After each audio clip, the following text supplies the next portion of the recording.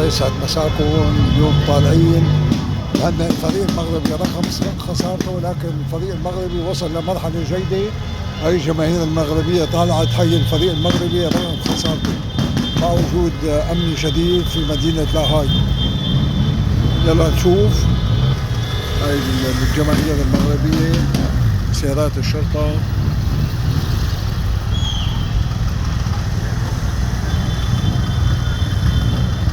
هاي الناس طالعة تحيي الفريق المغربي رغم خسارته أمام فرنسا 2-0.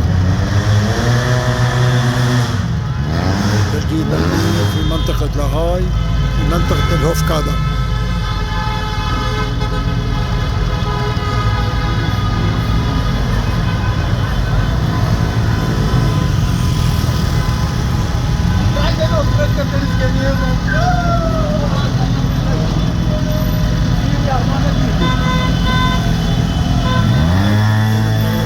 محتفلة